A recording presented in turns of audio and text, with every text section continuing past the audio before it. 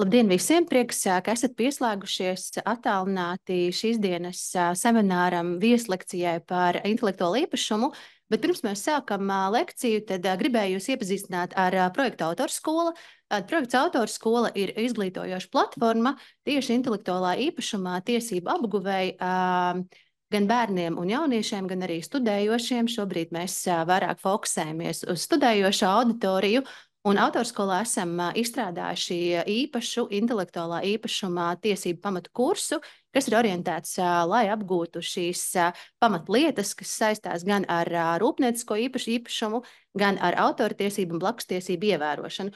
Un šodien mēs esam no autorskolas pārstāvēti komandā, kurā ir kolēģi no Kultūras ministrijas Ilona. Varbūt var nedaudz pastāstīt par sevi? Jā, paldies. Tiešām priecājos šodien piedalīties šajā vieslekcijā. Es esmu Ilona Petersona, Kultūras ministrijas autortiesību nodaļas vadītāja un autortiesībām strādāju vairāk nekā 10 gadu. Pamatā mans darbs ir par autortiesību likumu, bet daudz arī pēdējā laikā strādājam tiešām ar gan skolēnu, gan studentu, gan sabiedrības informēšanu par to, kas tad ir autortiesības. Jā, un vēl mums ir pievienojies kolēģis, kas ikdienā nodarbojās ar šo radošo procesu un pārstāv radošo industriju, Kārlis. Jā, labdien! Es, protams, mulstu no tā, ka mēs esam bez klātienes sarunu partneriem, jo atgriežoties no Covid mūziķis, protams, bija priecīgi redzēt cilvēkus atgriežamies klātienē, bet acīm redzot studiju procesā tas tā nav obligāti, un prieks, ka esat pieslēgušies. Esmu, jā, mūziķis pats, bet šajā sakarā droši vien vairāk autoru tiesību aģentūras akalā padomas prezidents, jeb autoru pārstāvis. Jā, paldies, Kārli. Un esmu Liena Edvards. Es ikdienā strādāju mūzikas ierakstu nozarē un vadu biedrību Laipa, kas pārstāv tieši mūzikas ierakstu izpildītāju un producentu tiesības. Un šodien mēģināsim tiešām tādā kompaktā veidā iedot pamatu informāciju par to, kas tad ir intelektuālais īpašums, kāpēc tas ir svarīgi un kāpēc mēs ikdienā vispār par to runājam un pieskaramies šai tēmai arī autorskolas kontekstā. Es došu vārdu Ilonai, lūdzu. Liels paldies! Tātad intelektuālais īpašums aizsargā nemateriālas vērtības, ko ir radījis cilvēku prāts. Un tas dalās, šīs intelektuāla īpašuma tiesības dalās divās tiesību nozarēs, tātad rūpnieciskā īpašuma tiesībās un autortiesībās un blakstiesībās. Un rūpnieciskā īpašuma tiesībās runa tad ir vairāk par to nemateriālo īpašumu, kas skar tieši uzņēmēju darbību, izgudrotāju darbību, kamēr autortiesības un blakstiesības koncentrējas tieši uz literatūras, mākslas un zinātnes jomu. Tātad rūpnieciskā īpašuma objektu piemēri ir preču zīmes, jeb zīmoli, ar ko mēs palīdzam vienam uzņēmumam atšķirties no otra, dizaina paraugi, jeb tāds ārējais veidos, preču vai pakalpojumu ārējais veidos, patenti kā izgudrojuma un geogrāfiskās izcelsmes norādes, kuras parasti tiek lietotas attiecībā uz pārtikas produktiem, lai norādītu, kur tad šis īpašais pārtikas produkts ir radies. Un Latvijā ir reģistrēta viena geogrāfiskā izcelsmes norāde attiecībā uz Carnikavas neģiem. Tālāk par autortiesībām es došu vārdu kolēģim Kārlim. Jā, autortiesības atšķirībā autortiesību darbi, kas tiks aizsargāti ar autortiesībām, atšķirībā no rūpnieciskā dizaina vai patentu paraugiem, nav īpaši nekur jāreģistrē. Paņemiet pildspalvu, uzzīmējiet uz lapas maliņus kaut ko jauku, un jūs jau esat autori, un šis darbs pieder tikai jums, un neviens cits to nevarēs izmantot bez jūsu atļaujas tālāk. Autortiesības aizsargā cilvēka radītu, lielākoties droši mēs runājam par radošu darbu. Te viss skanēja kultūras, mākslas, literatūras, mūzikas jomās un ne tikai. Darbi tiek aizsargāti noteiktā termiņā, lai arī pēc tam mēs redzēsim gan mantiskās, gan personiskās tiesības. Tur būs dažādi šie risinājumi, bet tāda lielā doma ir, ka autortiesību darbi tiek aizsargāti līdz 70 gadus pēc autora nāves. Ko vēl tagad es varētu piebilst? Jā, tas nav svarīgi, kāds ir šis darbs, tas ir jūsu radošais darbs. Tas, kas ir svarīgi, piebilst, ka neaizsargā idejas. Autortiesības neaizsargā to, kas ir jūsu galvā.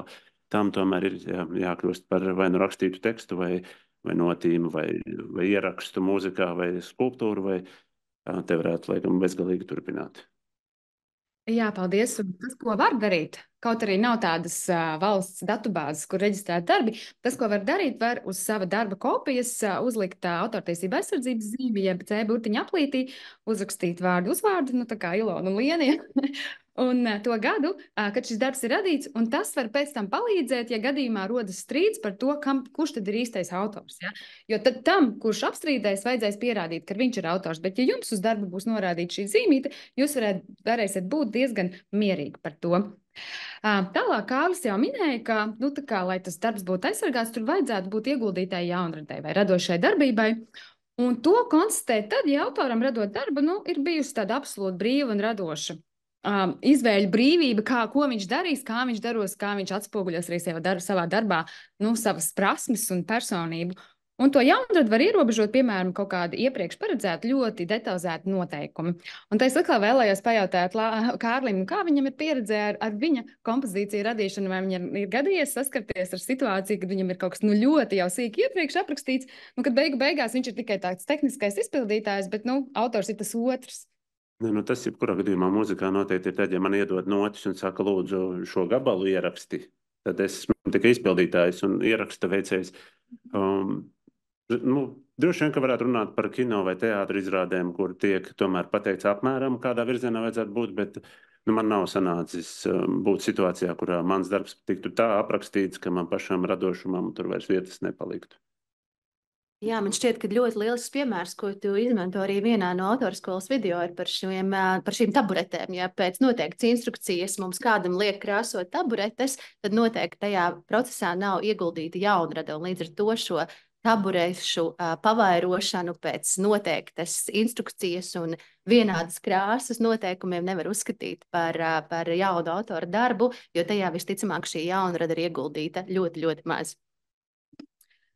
Nu šeit, kā jūs redzat, šajā slaidā ir piemēri, kas tad varētu būt autortiesība objekti, ja ar autortiesībām aizsargāt darbi.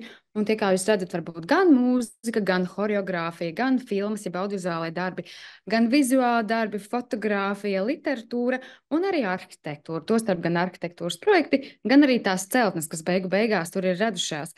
Bet autortiesības neaizsargā tikai šos te iepriekšējos piemērus, ko es rādīju, tā kā saucamos oriģinālu darbus, bet tās aizsargā arī aizsargājumos atvasinātos darbus. Tātad kaut ko, kas ir acīmredzot atvasināts no oriģināla darba, piemēram, tulkojums, apdares, aranžijas, ekranizācijas, dramatizējums un tam līdzīgi.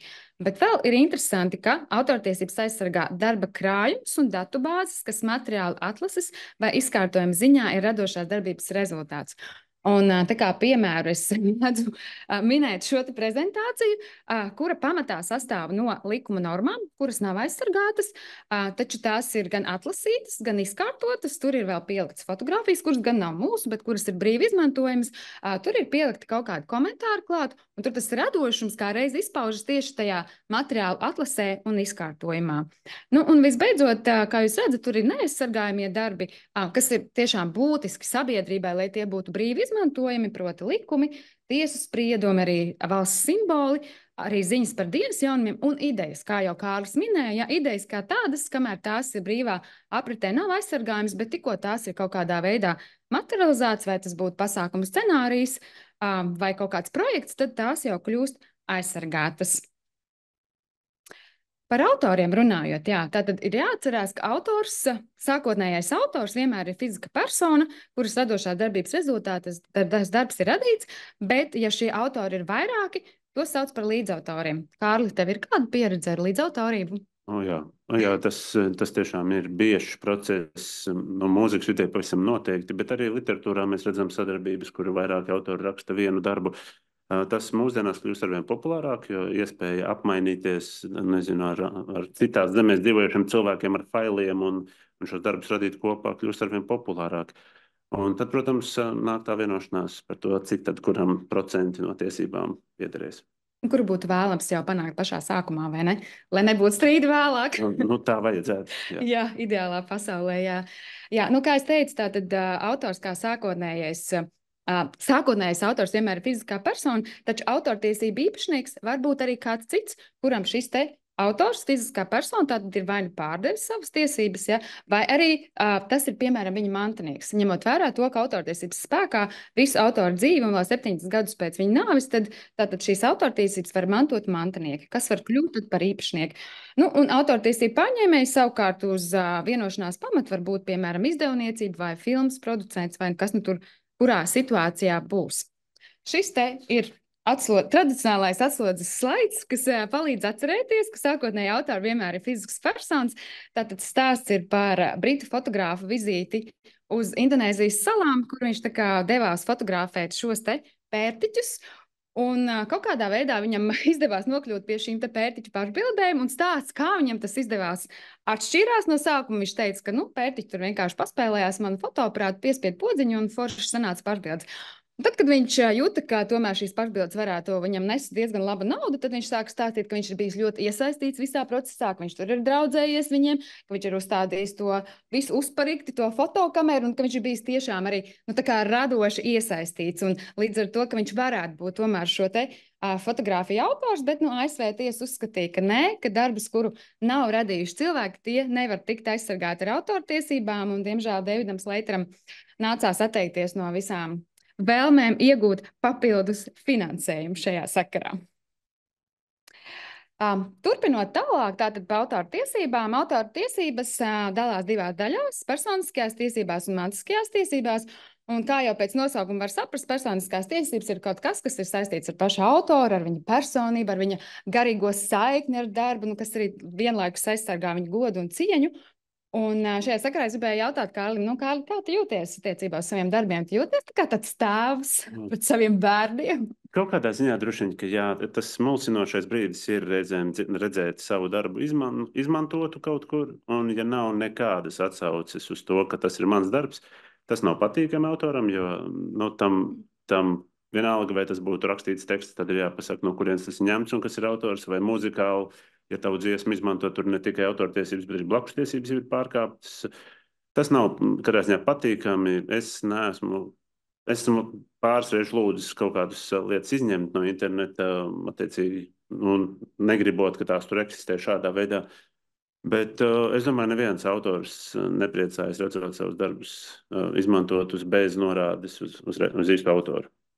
Jā, paldies. Tātad personiskās tiesības ietver, piemēram, tiesības prasīt, lai tiek norādīts autora vārds visur, kur tas tiek izmantots, un tostarp arī tiesības nepiekrist kaut kādiem sagrozījumiem vai pat pārveidojumiem, kas šķiet arī ļoti pamatotas un, diemžēl, bieži netiek ņemts vērā, vai ne? Ar to mēs saskaramies. Un man liekas, tas labākais piemērs ir, ka pie Beethovena notīm vienmēr ir jābūt Beethovena vārdam. Protams, un nevajadzētu. Tas nekad viņš nomira sen. Tās tiesības, jā. Un vienlaikus nevajadzētu būt tā, ka kāds vienkārši kaut ko pieraksta klāt un pasaka, tas ir mans darbs, vai ne? Redzot Rīgas Cibeli ar himnas plakātu ar vienu šķīdu noti, tā nevajadzētu darīt.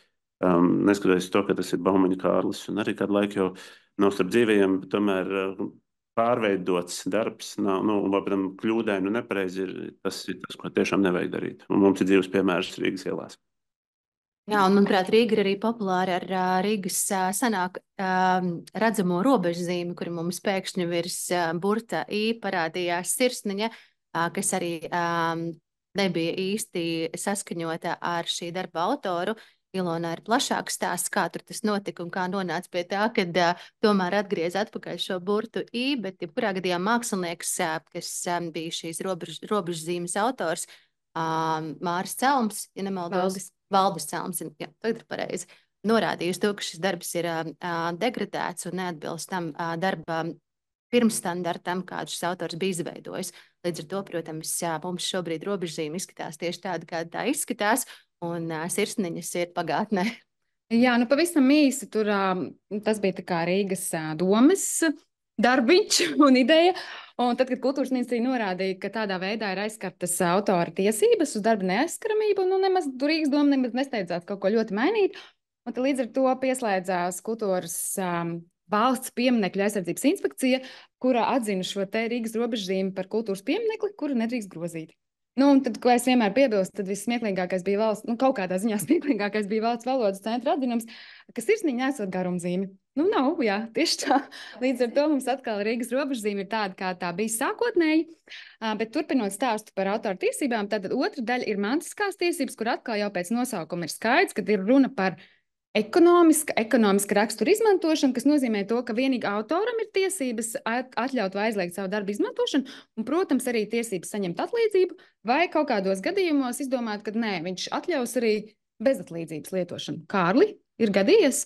Jā, ir gadījies, un arvien biežāk, jo patiesībā mēs saskaramies ar nekomerciāliem izmantojumiem, jo pasaule mainās un tie ieradumi mainās, bet autori patiesībā diezgan stingri pastāv uz to, ka viņi nav vienīgie, kuriem būtu jāpaliek bez ienākumiem, tad, kad viņu darbi tiek izmantoti. Bet protams, ka ir īsti individuāli pieņemamas lietas, ka mēs zinām, jā, te mēs gribam savu darbu iedot izmantošanai par brīvu konkrētajam nolūkam.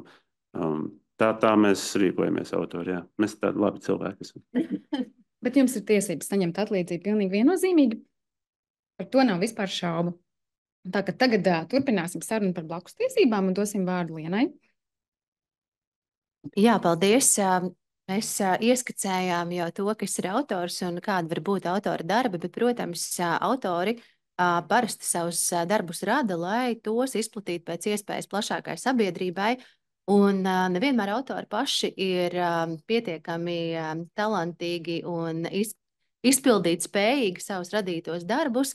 Un loģiski, lai tas darbiņš tālāk nonāktu pie sabiedrības, ir nepieciešami šie starpnieki vai interpretatori, kas spēj izpildīt autora darbu, tādējādi, ka šo darbu sasniedz pēc iespējas lielāka auditorija. Un autoram, protams, ir svarīgi vienmēr būt tam, kas nosaka, kas tad var un drīkst izpildīt viņa darbu. Un izpildītāji, kas piedalās šī darba izpildījumā, arī, protams, pielieto savu šo radošo talantu, iegūto izglītību, profesionālās spējas, lai šis izpildījums būtu tieši tāds, kā šis konkrētais izpildītājs to var piedāvāt. Un tieši tāpat kā autoriem, arī izpildītājiem tajā brīdī rodās tiesības, un šīs tiesības sauc par blakus tiesībām, un nevis tāpēc, ka šīs tiesības stāv blakus autoriem, bet tāpēc, ka, lai šis autora darbs tiktu tālāk nodots sabiedrībai, ir vajadzīgi kādi cilvēki, kas varētu būt blakus, piedalīties un iestāties šī autora darba tālākā jau nodošanā mums sabiedrībai, mums tālāk publikai. Nu, lūk, un runājot par blakus tiesībām, tad svarīgi atcerēties, ka blakus tiesības mums pieder vēl citām grupām, kas nodarbojās ar šo radošo ieguldījumu, un blakus tiesības mums pieder, kā jau prezentācijā rādīts, ir arī fonogramma, tad fonogramma ir mūzikas ierakstu izpildītājiem, arī mūzikas ierakstu producentiem, tātad producents, kas attiecīgi šo dzīvo izpildītāju izpildījumu spēj fiksēt noteiktā skaņu un esējā, vai tas ir digitāli vai fiziski, arī ir piedalījies šajā radošajā procesā, un arī producentam veidojās šīs tiesības. Ļoti līdzīgi ir ar filmu producentiem, jo filmu producenti, protams, lielā mērā ir atkarīgi no autora darba. Autors ir sarakstījis kādu darbu, pieņemsim grāmatu, un šo grāmatu ir vēlme ekranizēt. Un loģiski šajā procesā mēs pieaicinām klāt gan pašu autoru, gan šos izpildītājus, kas šajā gadījumā būs aktieri, un filmu producents ir kā projektu vadītājs, kas arī sniedz šo savu redzējumu, tā skaitā arī radošo redzējumu par to, kādai šā filmai būtu jāizskatās. Un tāpēc arī filmu producentam ir tiesības uz šiem saviem ieguldījumiem, kura rezultātā, protams, mēs visi kopā varam baudīt jau atsevišķu šo filmu gan televīzijā, gan straumēšanas platformās un tam līdzīgi. Un jaunums, kas ir pirms gada mums noregulēts likumdošanā, ir preses izdevēja tiesības. Attiecīgi preses izdevēju saturs, kas ir pieejams tiešsaistē, arī tiek aizsargāts. Un, gan jau, kad esat pamanījuši, mūsdienās ļoti bieži ir paziņojums apmaksāts saturs. Tas ir daudz aktīvāk, kā tas bija pirms šis regulējums tika juridiski iestrādāts Latvijas autortiesību likumā. Un tas, protams, nozīmē to, ka, jā, kad arī preses izdevēji uz šo savu radošo ieguldījumu, tātad vai nu uz publikāciju vai šīs tiesības, kas saistās ar blakustiesību un blakustiesību objektu, kā mēs to juridiski saucam, izmantošanu tieši tiešsaistē. Un jau minēju, ka blakustiesības aizsargā izpildījumu, tātad dzīvo izpildījumu, kur kāds izpildītājs, pieņemsim, es izdomāju dziedāt Kārļa dziesmu, man ir jāsaskaņo ar Kārli, ka es drīkstu, varbūt Kārlim īsti nepatīk, kādā manierē es to daru, bet jā, es kā izpildītājs, dzīvais izpildījums tiek aizsargāts jebkurā gadījumā un jebkurā brīdī, kad tas tiek vai nu kādā koncertā, vai publiskā pasākumā, vai kā tam līdzīgi izpildīts. Un arī mana izpildījuma pēc tam ieraksts, kas var būt pieejams gan straumēšanas platformās, kā Spotify, YouTube, vai arī vinila platēs tiek aizsargāts. Un ļoti līdzīgi ir ar filmām un raidījumiem, par ko jau es pieminēju, kad šeit arī piedalās cilvēki ar savu radošo ieguldījumu. Svarīgi teicu, ka blakustiesības parasti tiek īstenotas ievērojot darba autora tiesības, tad darba autors vienmēr ir tādā augstākā pozīcijā, un darba autors ir tas, kas nosaka, kā tālāk šis darbiņš aizies tautās un tiks nodots mums klausītājiem, skatītājiem un vērotājiem. Un arī blakustiesībām, līdzīgi kā autortiesībām, nav nepieciešama reģistrācija. Blakustiesības arī rodās uzreiz, kad šis izpildījums vai mūzikas ieraksts tiek tapināts. Un kas vēl svarīgi, ir ierobežots laikā, līdzīgi kā autora tiesības, arī blakustiesībām ir noteikts termiņš, par ko es pastāstīšu nedaudz vēlāk. Bet tāpat kā autora tiesības, tad arī blakustiesības var nostiprināt ar burtu P aplītī un mūzikas ierakstā vai filmas publicēšanas gadu. Tas ir varbūt vēsturiski ir pamanīts, ka uz CD vai DVD bija šie burti P un burti C, kas apliecināja gan autortiesības, gan blakustiesības. Nu, lūk, un par izpildītājiem, producentiem atsevišķi svarīgākais faktors ir izpildītāja ziņā, ka izpildītāji arī var būt tikai cilvēki. Tas nevar būt dzīvnieks, mākslīgais intelekts vai juridiska persona. Protams, šīs tiesības izpildītājs, līdzīgi kā autors, var nodot pēc tam juridiskai personai, bet pašos pamatos izpildītājs kā tāds ir tikai fiziska persona. Un izpildītājiem attiecībā uz savu izpildījumu, vai kā es jau minēju, radošo ieguldījumu, ir divu veidu tiesības. Pirmās tiesības, tāpat kā autoriem, ir šīs personiskās, kas nodrošina šo garīgo saikni ar konkrēti veikto izpildījumu, un otra puse ir šīs ekonomiskās vai mantiskās tiesības, kas ir saistīts jau ar kādiem ekonomiskiem labumiem, ko izpildītājs var gūt, ja viņa darbs tālāk tiek izmantots dažādos veidos un dažādos formātos. Savukārt, runājot par producentiem, tad producenti, ja mēs skatāmies gan mūzikas ierakstu, gan filmu pasaulē, var būt gan fiziskas, gan juridiskas personas. Mūzikas ierakstiem Latvijā ir diezgan izteikti to, ka paši autori, izpildītāji, reizē producenti un tam līdzīgi. Latvijā mums ir kādas nacionālās 7 ierakstu kompānijas, bet no pasaulē tādām pazīstamākajām gan jau ir dzirdēts Universal, Warner un Sony, kas pastāv ļoti lielu mūzikas ierakstu katalogu, un arī ir šo mūzikas ierakstu producents.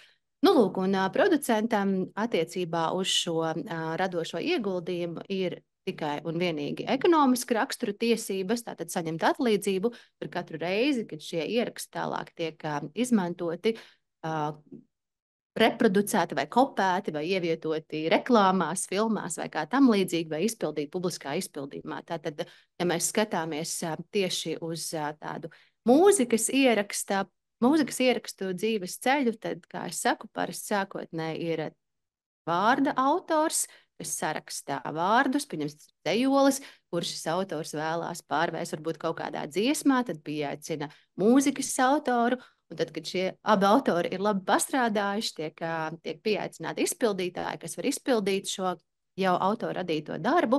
Un ja šie izpildītāji beigās vēl kopā ar autoriem saprot, ka, hei, mēs vēlamies, lai šis darbiņš ir vēl tālāk publiski pieejams un vēlamies to kaut kādā veidā fiziski ierakstīt, tad tiek piesaistīts šis producents, mūzikas ierakstu producents vai ierakstu kompānija, kura tad arī šo konkrēto fiksāciju veids, un tādējādi mēs varam piekļūt mūzikas ierakstiem ne tikai dzīvā izpildījumā, bet arī digitāli un radio, televīzijā vai kā tam līdzīgi.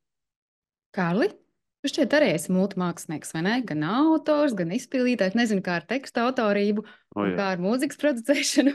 Ir tā, gan teksti, gan tam visam pa vidu vēl arī grāmata. Pamēģināts visas nozares. Jā, tās tiesības, protams, ka mēs taupīgi latvieši reizēm domājam, ka forši paturēt visu pašam, bet mēs labi redzam, ka pasaulē īpaši mūzikas tirgus ir ļoti prasīgs, un tur ir labākais, ko tu vari izdarīt, ir piesaistīt labākos izpildītājus, labākos producentus un tomēr dalīties, lai tas rezultāts būtu labāks. Latvijā varbūt tas nav tik populāri, kaut gan, jau producenti tomēr arī mūzikas jomā tiek, krietni augstāk vērtēti nekā tas bija, piemēram, 90. gados.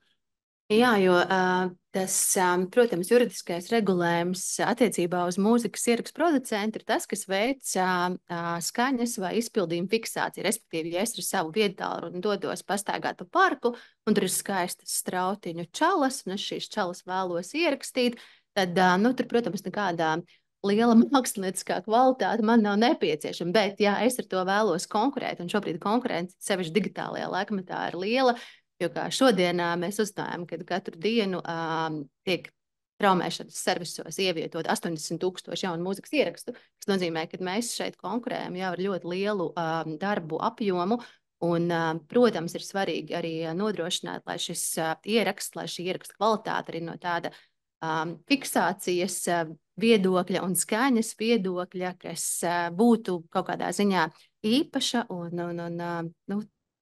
cilvēks izvēlētos to klausīties. Un, protams, runājot par ierakstu producentu, jā, arī ierakstu producents piedalās šajā procesā, dodot kaut kādas savas gan investīcijas, laika investīcijas, gan radošos padomus, gan arī idejas, lai, pieņemsim, tā dziesma skanētu tieši tā kā. Lūk, un kā jau pieminēju, tas mūzikas ieraksta vai dziesmas cikls ir sastāvošs no vairākām iesaistītām personām. Šeit ir piemērs, kur mēs gribējām parādīt, kā izskatās, pieņemsim, viena dziesma.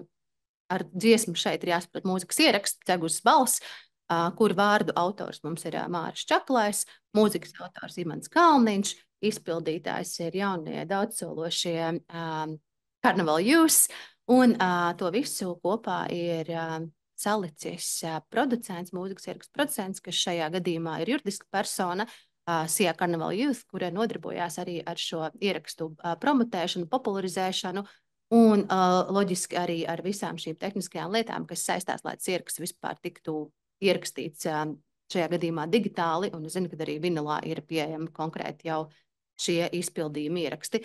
Un kas ir būtiski, ka visām šīm iesaistītajām personām uz šo vienu nabaga mūzikas ierakstu ir, protams, savs šis radošais ieguldījums un šī sava dalība, kura ir vērā ņemama, tā ir, protams, nozīmīga, jo mēs nevaram iedomāties, kā skanētu šī pati dziesma Dzeguses balss, ja mūzikas autors būtu, pieņemsim, Kārlis Kazāns vai kā tam līdzīgi. Bet, tas, protams, ir ļoti, ļoti, ļoti atkarīgs no visiem iesaistītiem. Jā, Kārli, gribēja man papildināt. Nē, es gribēju tajā brīdī, kad runāju par pie izpildītājiem, tur ir ne tikai grupa, iespējams, tur vēl ir studijas ieraksti, tas cilvēks, kurš veic ieraksts, skaņu inženieris, un tur vēl var būt papildu mūziķi, kas kādu violi iespēlē.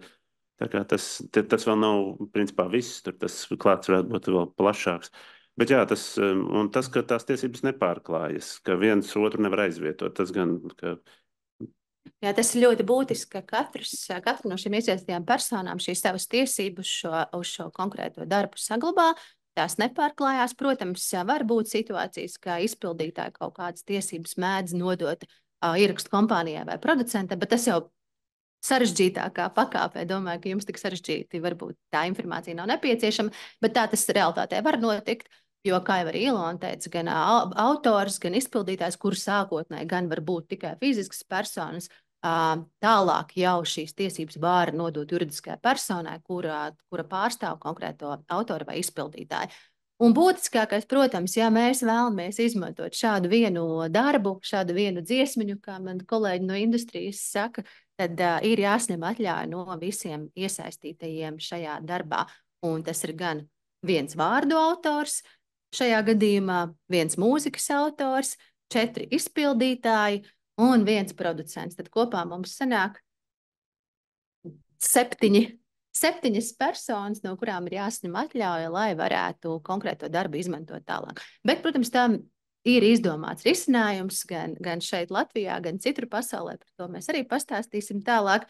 Bet svarīgākais, protams, ir atcerēties, ka šīs tiesības un šīs personas savā starpā šo personu tiesības savā starpā nav aizstājamas, un katrs ir tiesīgs, lai viņa darba tiesības tiktu ievērotas. Nu, lūk, par autortiesību, blakustiesību termiņiem Kārlis jau minēja.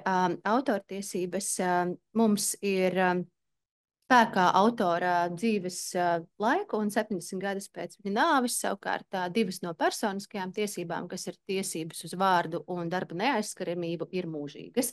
Runājot par blakustiesībām, tad blakustiesībām tieši dzīvais izpildījums, tātad šis mans dzīvais publiskais dziedājums vai teātra spēle ir aizsargāta 50 gadus pēc izpildījuma, vai šis dzīvais izpildījums tiek fiksēts jau digitālā vai fiziskā nesējā, tad rodās mūzikas ieraksts vai filma, un tad uz mūzikas ierakstu attiecās 70 gadus aizsardzība, un uz filmas ierakstu mums aizsardzība ir filmas producentam 50 gadi. Nu, lūk, un preses izdevējiem ir attiecībā uz tiem preses izdevumiem, rakstiem un publikācijām, kas publicēti tiešsaistē, šo preses izdevēju tiesību aizsardzību ilgs 2 gadus.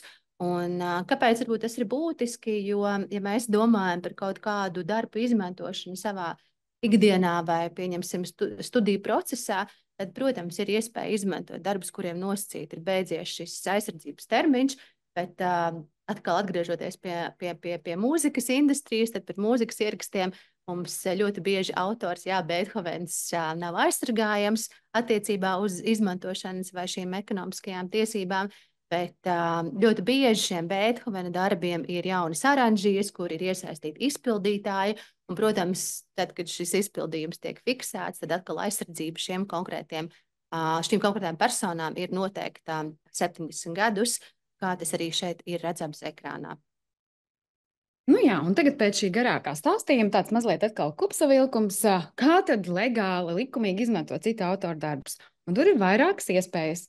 Pirmā iespēja ir saņemot atļauju individuāli no Kārļa, piemēram, vai no kāda izpildītāja producenta, bet būs situācijas, ka tas vienkārši reāli nav iespējams. Nu, piemēram, ja mūzika skan kafejnīcā, tad autors nekādi nevarēs izskraidīt visas kafejnīcas, un šiem gadījumiem ir paredzēts risinājums likumā, proti kolektīvais pārvaldības, kur tad veids kolektīvā pārvaldība organizācijas, tādas kā AKA, kuras prezidents ir Kārlis, un tādas kā Laipa, kuras izpildirektora Liena. Un tātad otrs veids, kā var izmantot likumīgu autoru darbus, ir noslēdzot licences līgumu ar kolektīvā pārvaldību organizāciju. Un visbeidzot, autortiesību likumā ir paredzēta tāda īpaša gadījumi, kuros nav, teiksim, tādas situācijas, kurās nav nepieciešama autora atļauja un nav jāmaksā arī atlīdzība, un tās sauc par autortiesību ierobežojumiem, par kuriem es pastāstīšu mazliet vēlāk, bet šobrīd mazliet pavisam īsi par to, kā tad autortiesības var no sākotnēji autora nokļūt otrai personai. Tātad ir 2 gadījumi. Vai nu šīs tiesības pārdot, mantiskās tiesības vienkārši pārdot, un tajā gadījumā tad autors faktiski zaudēs šīs savas mantiskās tiesības, viņš vairs neko nevar izdarīt.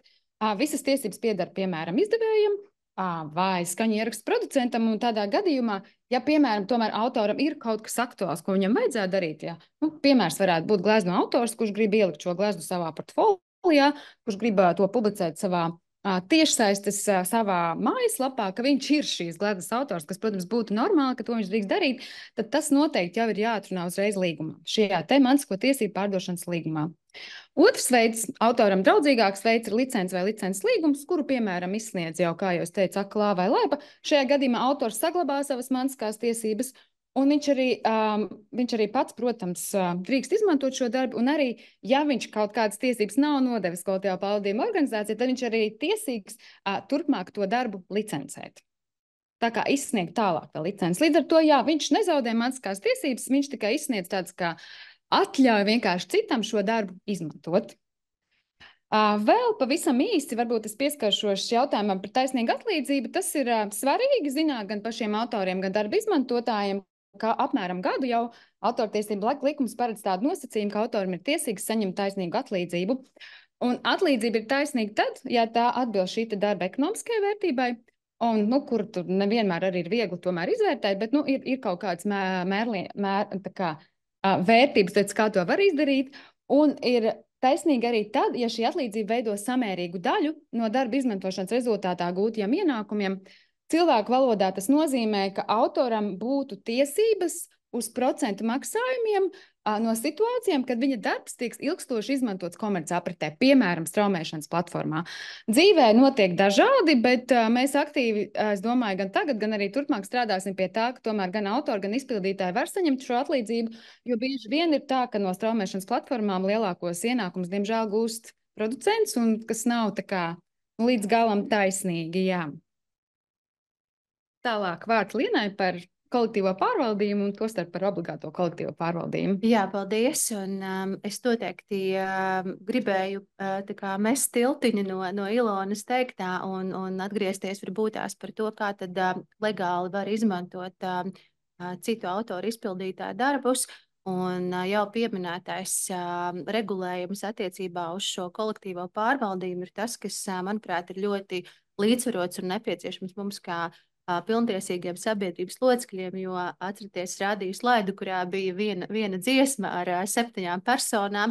Faktiski, ja publiski kāds vēlētos atskaņot Kārļa mūzikas albumu, tad būtu jāsņem atļauja ne tikai no Kārļa, bet arī ierakstos iesaistītajiem citiem autoriem, citiem izpildītājiem un arī producentiem, jo es pieļauju, ka ne visus ierakstus tu esi ierakstījis, iedziedājis un iespēlējis pats, vai ne, Kārli? Jā, protams, un tāpēc es domāju, ka tā kolektīvā pārvaldījuma sistēma, kāda tā ir visā demokrātiskajā pasaules daļā, tā jau nav domāta, lai kādam nodarītu pāri, gluži pretēji. Autori šādā veidā atvieglo sabiedrībai iespējas izmantot darbus, kamēr arī paši autori no tā iegūst, jo viņiem nav jāskrēt pa katru raidstaciju vai katru kafejnīcu, kur viņu mūzika tiek spēlēta.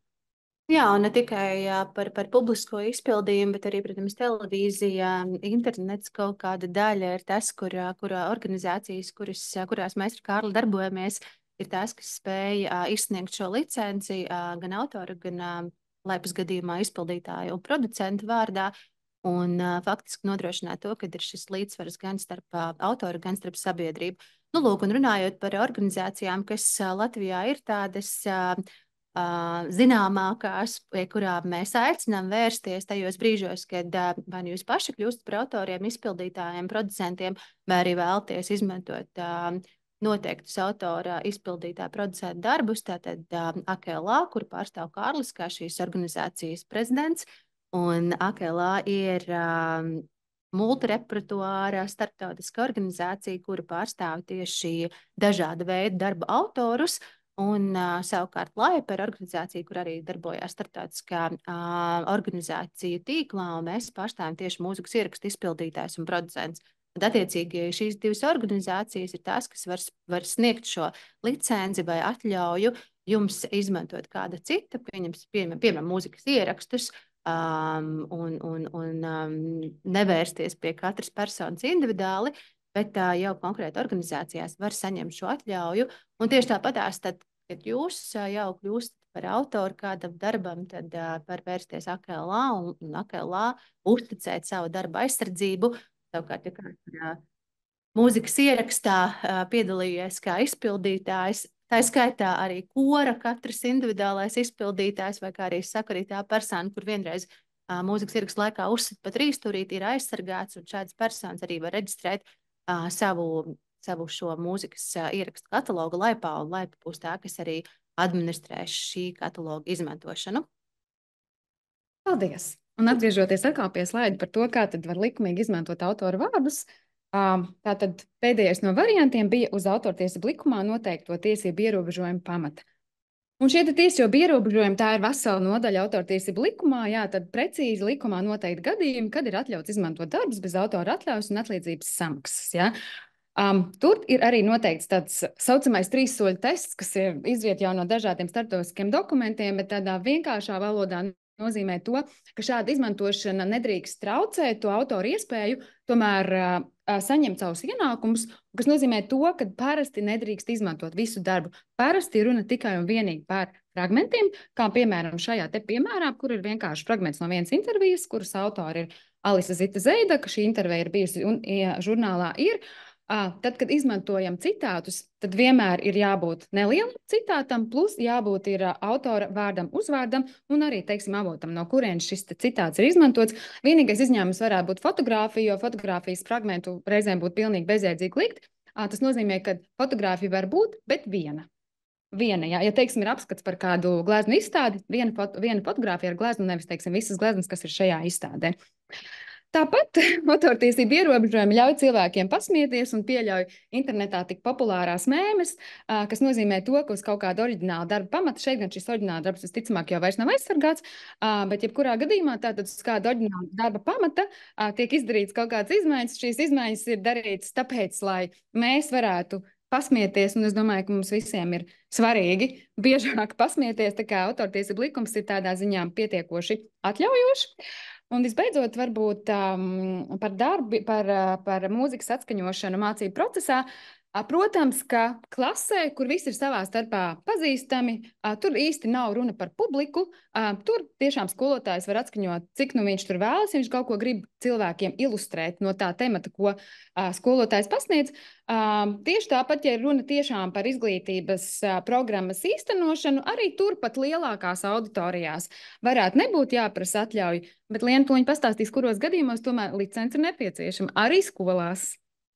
Jā, gan skolās, gan augstskolās, kur notiek mācību process, gan vispārējā izglītība, gan augstākā izglītība, protams, auditorijās un klasēs, kur savstarpēji ir pazīstams personas, kā jau Ilona minēja, tad šī atļauja nav nepieciešama darba izmantošanai. Savukārt, ja augstskolā notiek studentu dienas, kuru ietveros ir kāds publisks sarīkojums un tiek piesaistītā auditorija apmeklētāji arī no ārpuses, tad, protams, ir nepieciešama atļauja autora darba izmantošanai, tāpat kā jebkurā citā standarta situācijā.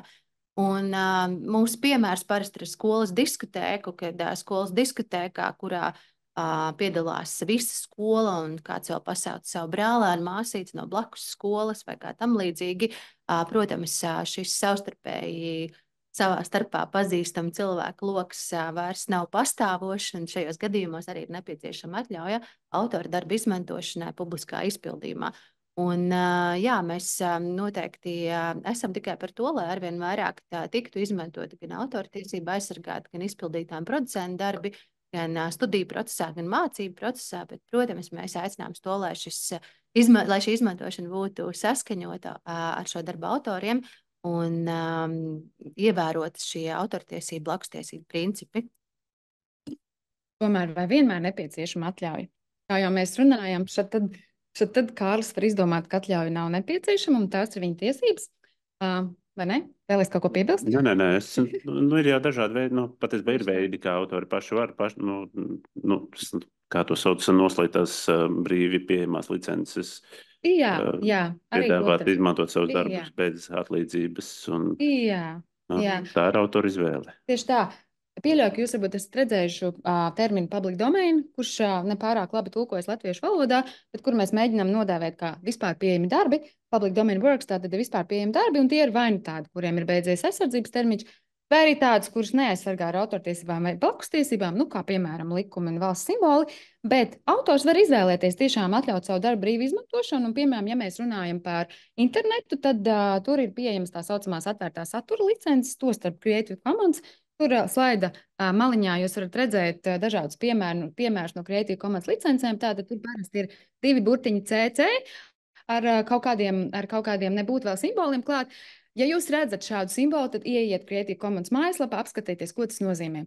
Jo tas nozīmē, ka autors ir pielicis savam darbam kaut kādu nebūtu Creative Commons licenci, bet jums ir jāapskatās kādu tieši. Jo tās licences var būt gan tādas, kas atvēl pilnīgi visu, varbūt tāds, kas ļauj tikai un vienīgi, piemēram, nekomerciālu izmantošanu. Un tieši tāpat tās ir jāskatās internetā pilnīgi jebkas, pilnīgi jebkura licence, tostarp arī fotografiju datubāzēs, kur arī autors var izvēlēties uzlikt vēl kaut kādus savus papildu nosacījumus attiecībā uz to, kur viņš šo fotografiju atļauj lietot. Kārli, varbūt tu vēl kaut ko vēlies piebilst par internetu? Internets, es domāju, mums visus pārsteidz nesagatavotu savulaik, kad mēs, Latvijas, manuprāt, visdažādāko darbu autori savus darbus lepni salikām internetā veidos, kuros to nevajadzēja darīt, kuros mēs netiekam aizsargāti nekādā veidā un mūsu darbus paši esam atdevuši kopīgai lietošanai bez atlīdzības. Tagad, jau kādu laiku cilvēki kļūst gudrāki, mēs iemācāmies, piemēram, mūzikā, tad tas vienmēr būs kāds starpnieks, vai tas ir izdevējs vai kāds starptautisks publishers vai tos internetā sauc par agregātoriem, kas tavu mūziku tālāk izvieto internetā veidos, kuros tavas tiesības tiek pārstāvētas un atlīdzība par tavu darbu izmantojumu tiek iekasēta tur, kur tā ir iespējama. Tas, kas jāatcerās, ka internets nav kaut kāda, kaut kāda mistiskā brīvā pasaule, kurā viss ir pa brīvu, tā nekas nav. Ja mēs straumējam kādā no straumēšanas vietnēm mūziku, tad straumēšanas platformas turētājs ar autoru un izpildītāju ir vienojies par nosacījumiem, kādos autors un izpildītājs tos darbus ir uzticējis, lai tad cilvēks viņus var straumēt. Un vai tur ir kāda reklāma apakšā, vai tur ir tu pats maksā par to, ka tu klausies, tas ir tie citi risinājumi, bet oficiālās vietnēs, oficiālās straumēšanas platformas ar autoriem un izpildītājiem un producentiem ir vienojušās par darbu izmantojumu. Jā, manuprāt, ļoti svarīgi arī piebilst tajā, ko Kārlis saka, ka autori, izpildītāji un producenti, protams, paši ļoti līdzīgi kā fiziski publiskā izpildījumā nespēja internetā izsakot līdzi, kuru un kā un cik daudz šie darbi tiek izmantoti. Bet jāsaka arī, ka mūsu radošai nozarei arī nāk palīgā kaut kādā ziņā arī mākslīgais intelekts, kas nodrošina dažādas šīs monitoringa programmas rīkus, kuri tomēr spēj identificēt pēc noteiktiem parametriem, kur un kā tiek izmantot darbi. Jo, pieņemsim, mūzikas ierakstu pasaulē, mūzikas ierakstam ir īpaši metadatos iestrādāti identifikātori, šie saucamie ICRC kodi, kas spēj faktiski dot šo impulsu šiem mākslīgā intelekta radītiem rīkiem, programmatūrām, monitoringa rīkiem, nolasīt, kurā vietā, kad un cik daudz tiek šie mūzikas ieraksti izmantoti. Ļoti līdzīgi arī ar grāmatām, cik man ir zināms, ir kaut kādas jau iestrādes izveidojušās.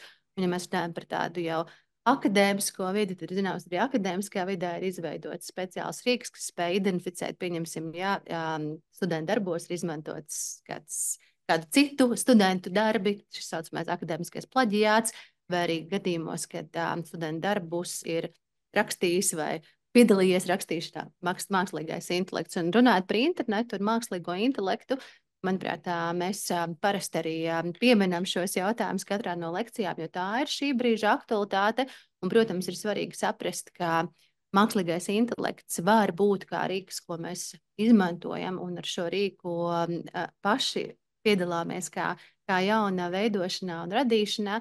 Bet, protams, ja mēs kā studenti veidojam savus darbus, ieskaitas darbus vai kā tam līdzīgi, tad izmantojot mākslīgo intelektu būtu droši vien, kad vērtīgi arī likt atsauci, kad šo darbu fragmentu vai kā tam līdzīgi uzrakstīs mākslīgais intelekts. Un bija interesanta piezīme no vispārējās izglītības skolas vietas skolotāja, kur teica, kad bērni tur jau vidusskolā izmantoja mākslīgo intelektu, ChatGPT un tā tālāk. Ok, jūs varat izmantot, bet lūdzu norādiet, tad no kurienes šis mākslīgais intelekts šos darbus ir paņēmis, un norādiet, kas ir šo fragmentu autori. Protams, tad tas bērniem vairs nebija tik vienkāršs uzdevums, un laikam tomēr vieglāk bija saprast, ka informāciju apkopot un meklēt, un arī atsaucas norādīt korekti. Tas ir tāds autortiesību pamatprincips, ko ir droši vien vieglāk realizēt, nekā pēc tam mēģināt saprast, no kurienes un kā tad mākslīgais intelekts ir paņēmis informāciju.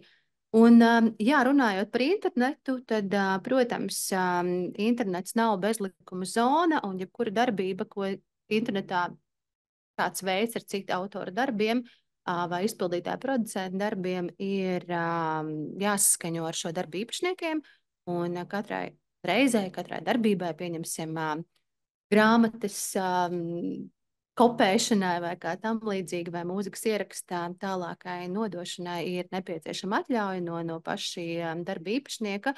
Protams, ir likumdevējs paredzējis nianses attiecībā uz darbu kopēšanu privātos nolūkos, pieņemsim, ja jūs no legālas interneta vietnes lejupielādējat mūzikas ierakstu vai filmu vai fotografiju un lietojat tikai savai privātai lietošanai, to drīkst darīt, jo par to norēķinās jau tie tehnoloģiju ievedēji, kas attiecīgi šīs tehnoloģijas ieved Latvijā un tās pārdod juridiski mūsu datu nesēja atlīdzība, kas arī nodrošina to, ka šī privātā kopēšana personīgām vajadzībām ir atļauta no legāla avota, to drīkst darīt.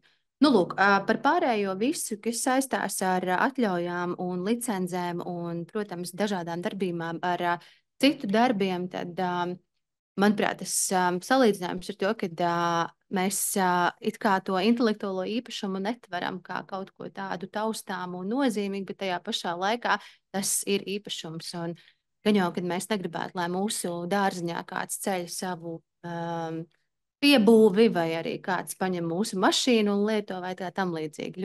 Ļoti lielas paralēlas arī ar intelektuālo īpašumu un, protams, arī intelektuālais īpašums tiek aizsargāts.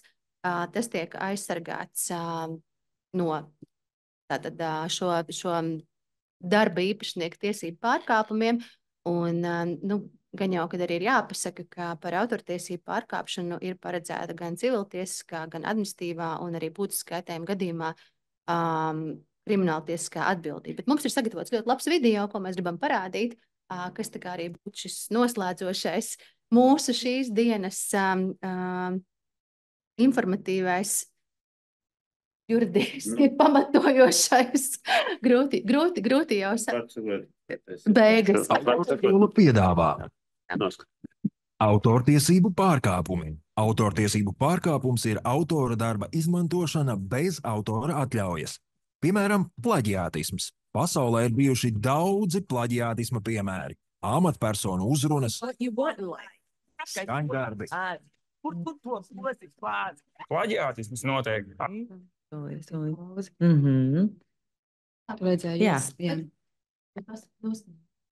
Tūlīt tehniski sakārtos, jo es diemžēl to nepratu. Bet mēs paši paskatījāmies, tagad varēsiet skatīties. Tagad gan vajadzētu būt. Autorskola piedāvā autortiesību pārkāpumi. Autortiesību pārkāpums ir autora darba izmantošana bez autora atļaujas. Piemēram, plaģiātisms. Pasaulē ir bijuši daudzi plaģiātisma piemēri. Amatpersonu uzrunas, skaņdarbi. Plaģiātisms notiek arī mākslā, un to var apskatīt no dažādām pusēm. Principā, ja kāds nokopē manu darbu un to pārdot kādam, tas jau ir pārkāpums. Tas ir noziegums, noziedzīga rīcība. Un tas attiecās arī uz gadījumiem, kad darba autors ir neskaidri norādīts vai vispār nav norādīts. Bet šo nedrīkst jaukt ar pirātismu. Tas jau ir pavisam cits lauciņš, bet tie abi ir autortiesību likuma pārkāpumi. Ja darbs ir pavairots un publiskots bez autora atļaujas, tas ir pirātisms. Ja darbs vai tā daļa ir kopēta bez norādes uz autoru un uzdota par savu, tad tas ir plaģiātisms. Bet no otras puses, mākslas darba kopēšana, ideja aizgūšana, to jau arī var atļaut. Es pats iedrošinu savus sekotājus kopēt manas idejas un darbus, lai viņi varētu taisīt savas versijas. Kiwi ir izveidojis fanart kustību, kura notiek jau vairāk nekā 10 gadus. Tajā jaunieši zīmē Kiwi savas versijas un dalās ar tām sociālos tīklos. Tas ir iespējams, jo Kiwi kā autors to ir atļāvis.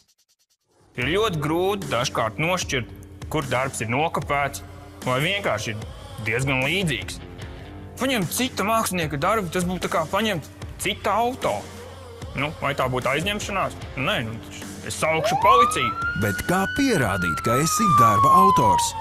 Savu autorību vari apliecināt norādot autortiesību aizsardzības zīmi, savu vārdu un darba radīšanas gadu uz darba. Vai arī vari nosūtīt vienu darba paraugu sev uz pastu un nekad to neatver, lai saglabātu sūtījuma datumu.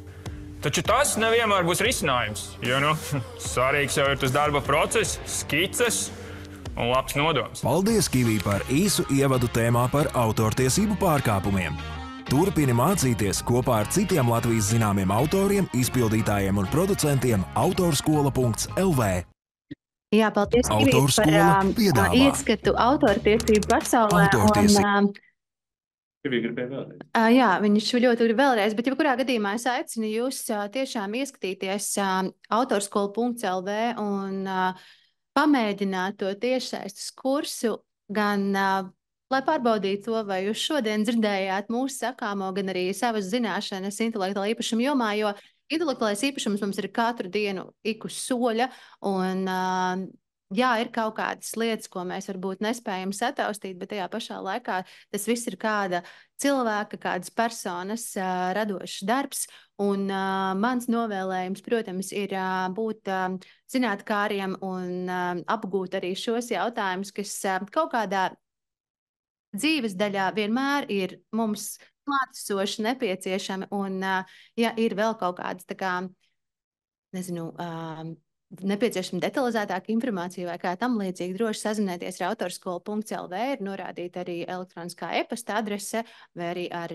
Kultūras ministrijas autortiesību nodaļu, vai arī ar Kārli, un uzdodiet jautājumus un nebaidaties tiešām jautāt, jo mēs visi esam cilvēki un mēs visi tikai mācāmies, un mēs komandas, autorskolas komandas gribam pateikt lielu paldies par to, ka jūs klausījāties.